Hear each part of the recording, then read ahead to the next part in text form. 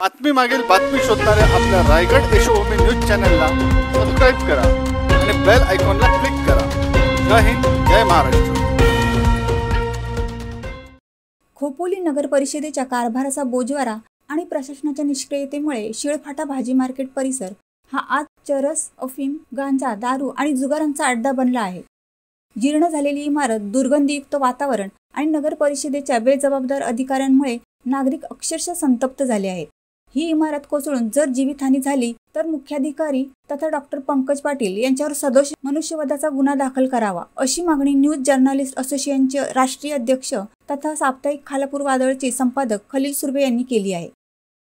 खोपोली नगर परिषदेचे लोकसेवक लोकांच्या सेवेपेक्षा नेत्यांच्या सेवा करण्यात व्यस्त असल्याचा आरोप नागरिकांनी केला आहे। शहरात गटाराचे पाणी नाळात मिसळते, रस्ते खड्ड्यांनी भरलेत, मच्छर डासांचा त्रास असह्य झालाय, भटक्या कुत्र्यांचा आणि मोकाट जनावरांचा उपद्रव वाढलाय। शाळा, शौचालये आणि सार्वजनिक ठिकाणांची दुर्दशा म्हणजे संपूर्ण शहर अराजकतेत आहे। अग्नी लागली बस्तीला आणि बाबू मजेत आहेत, असा उपरोध नागरिकांनी व्यक्त केलाय। शिळपाठा भाजी मार्केटची इमारत तब्बल 50 ते 60 वर्ष जुनी आहे। स्लॅबमधून लोखंडी सळ्या कुजल्या आहेत, कॉन्क्रीटचे तुकडे कोसळत आहेत आणि इमारतीतून जाणं म्हणजे जीवावर बेतणारं साहस। दिवसाढवळ्या नागरिक, दुकानदार आणि ग्राहक या इमारतीखाली जीव मुठीत धरून उभे असतात। आज नाही तर उद्या ही इमारत कोसळेल असा अंदाज नागरिकांमध्ये भीतीचे वातावरण निर्माण करते। मार्केटमध्ये घुसल्यानंतर नाकाला रुमाल लावावा लागतो, कारण दुर्गंधीचा सामना करणे म्हणजे नरक यातना भोगणे, अशी तिखट प्रतिक्रिया स्थानिकांनी दिली। दिवाळीसारख्या सणात लोक खरेदीसाठी येतात, पण मार्केटमध्ये त्यांना मिळते दुर्गंधी, भीती आणि गुन्हेगारीचं वातावरण। या मार्केटमध्ये चरस, अफीम, गांजा, दारू पिणाऱ्यांचा आणि जुगार खेळणाऱ्यांचा उत्साद माजला आहे।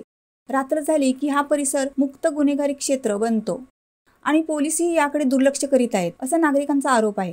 भाजी मार्केटच्या धोकादायक अवस्थेबाबत अनेक वेळा वृत्तपत्रात बातम्या प्रसिद्ध झाल्या। आम आदमी पार्टीने आंदोलन करून निवेदन दिले, पण नगर परिषद मात्र कुंभकर्णी झोपेतच आहे।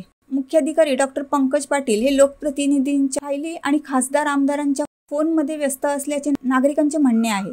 मुख्याधिकारी नगरपालिकेचे काम न करता नेत्यांची सेवा करण्यात मग्न आहेत।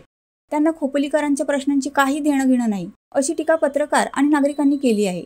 या मार्केट परिसरात 13 मार्च 2011 रोजी बेलदार ओड समाजासाठी समाज मंदिर बांधण्यात आले होते। अनेक मान्यवर, माजी आमदार आणि नगराध्यक्षांच्या उपस्थितीत उद्घाटन झाले होते, पण आज ही इमारत धुळीत मिसळली आहे। त्या जागेवर दारू पिणारे आणि जुगारी दिवस रात्र वावरत आहेत।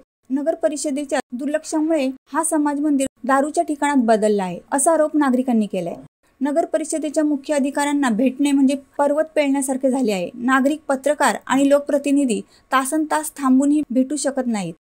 खोपोली नगर परिषद ही लोकसेवकांच्या नव्हे तर लोकविसरकांच्या ताब्यात गेली आहे। भाजी मार्केट सारख्या ठिकाणी नागरिकांचा जीव धोक्यात असताना अधिकारी मात्र मूकदर्शक आहेत।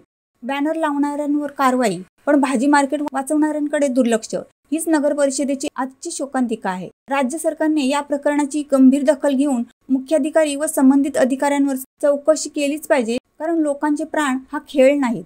त्यांना पैसे देतो ना, ते साफ करतो। आता इकडे चरस, गांजा, कापू, कायच्या काय पे लोक येतात, कुठल्या येतात लोक।